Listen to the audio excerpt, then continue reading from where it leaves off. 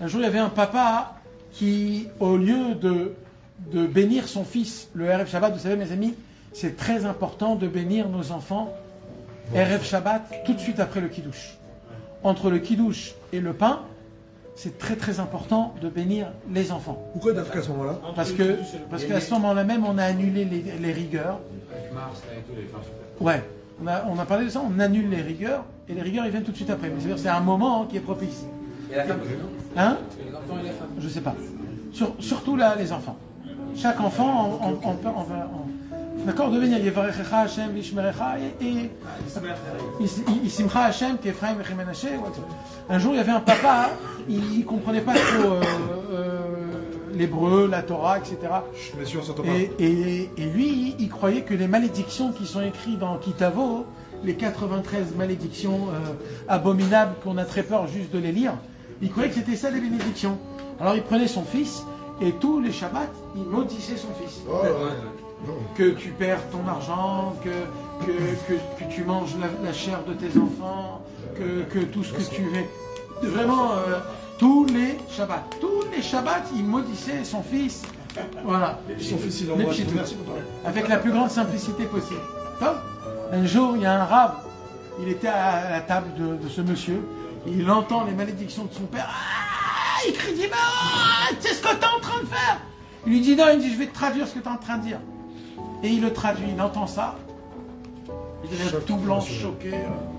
Pardon Hachem, pardon, il pleure. Qu'est-ce que j'ai fait? J'ai maudit mon fils. Et ce rave-là, il va dormir la nuit, Erev Shabbat, et il rêve.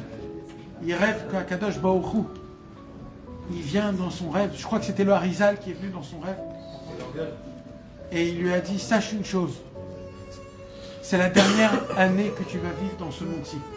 Tu ne termineras pas cette année-là. Il dit, quoi? Qu'est-ce que j'ai fait de mal? Il lui a dit, il faut que tu comprennes quelque chose. Dans le ciel, quand ce papa, il maudissait son fils, comme son cœur à lui, c'était pour le bénir, il s'est passé quelque chose qui ne s'est jamais passé. Quoi? Que toutes les malédictions du monde en entier sont devenues des brachot. Et lui, en prenant des malédictions, en bénissant son fils dans son kavana, il a fait en sorte que toutes les malédictions, ils deviennent des brachot. Et toi, maintenant, qu'est-ce que tu lui as fait? Tu lui as brisé cette chose-là, maintenant il ne pourra plus le faire. Donc maintenant, les malédictions sont des malédictions, et les brachot sont des malédictions. Donc tu as tout perdu. Le Harizal, il dit, regardez, comment des fois un homme, il fait quelque chose en faisant du mal, mais comme il le fait avec simplicité, sans comprendre, sans faire, en voulant faire le bien, il ne sait pas le monsieur.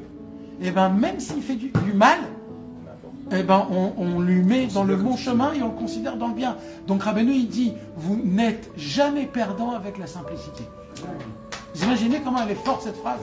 Vous n'êtes jamais perdant avec la simplicité. Ça veut dire quoi? Ça veut dire quand vous entendez une parole d'un tzaddik, ne vous posez pas des questions, appliquez tout de suite. Quand Rabbi Nachman, il nous dit, sur chaque faute qu'on fait le tikkun haklali en demandant pardon à Hachem, c'est à annuler. Donc il faut le faire. En voyageant chez le tzaddik à Rosh Hashanah, ça fait des choses. Quand on fait des doutes, on annule les jugements. Quand on chante et on danse, on annule les rigueurs.